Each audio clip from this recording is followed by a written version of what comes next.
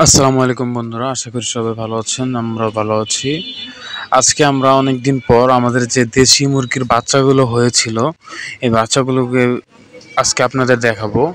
এই যে প্রথমে দেখতে পাচ্ছেন আমাদের যে মুরগিগুলার আগে আপনারা আগে যারা ভিডিওগুলো দেখছেন অবশ্যই জেনে থাকবেন যে আমাদের মুরগি 4টা বাচ্চা ফুটিয়েছিল। আলহামদুলিল্লাহ, মাশাআল্লাহ, আপনাদের দোয়ায় আল্লাহর রহমতে আমাদের খামারে এখন 4টা বাচ্চাই আছে। আমাদের খামার না, শখের মুরগিটার বাচ্চাগুলো 4টাই আছে। এই দেখেন আমাদের মাশাআল্লাহ আমাদের যে মুরগিটা মা মুরগিটা এখন একটু শুকিয়ে গেছে, যেহেতু বাচ্চাদের সাথে আর কি আগে ছাড়া থাকতো, এখন ছাড়া থাকে না, ওকে আটকানো রাখানো হয়। বাচ্চাগুলো কিন্তু ছাড়া। এটা আমি মনে করি যে অর্ধ আবদ্ধ পদ্ধতিতে মুরগি পালন। দেখেন এই যে কত সুন্দরভাবে কিন্তু বাচ্চাগুলো কিন্তু মুরগি এই যে কত সুন্দরভাবে টোকায় টাকায় পোকামাকড় খাইতেছে।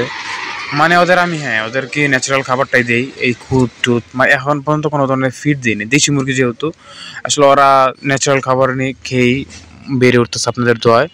আর দেখেন আসলে আপনারা যে এই মুরগিগুলো দেখে কিন্তু অনেকে বলতে পারেন যে ভাই আপনি বাণিজ্যিক আকারে কেন করতেছেন না, বেশি করে করতে পারেন এটা সেটা। আসলে ভাই দেখেন, আমি অনেক দেখেছি যে এই যে মনে করেন আমার এখন যে 3-4টা বাচ্চা যে পালতাছি, যে সহজে পালতাছি, কিন্তু এখানে যদি 10টা বাচ্চা থাকতো তাহলে আরও কঠিন হইতো। যদি 50টা বাচ্চা থাকতো আরও কঠিন হইতো। ঠিক আছে, 50টা বাচ্চা থাকলে হয়তো পালতে পারতাম না। তাই আমি যে বাণিজ্যিক আকার আর এভাবে নর্মাল শখের যে আমি পালতাছি, এই দুইটা কিন্তু অনেক আকাশ পাতাল ব্যবধান। তাই আমি বলি যে কেউ অতি উৎসাহিত হইয়া ইউটিউবে অনেক ধরনের ভিডিও দেখায়, অতি উৎসাহিত হইয়া কেউ খামার দিয়ে ধরা খাবেন না প্লিজ। আমি বারবার আপনাদের কাছে অনুরোধ জানাই।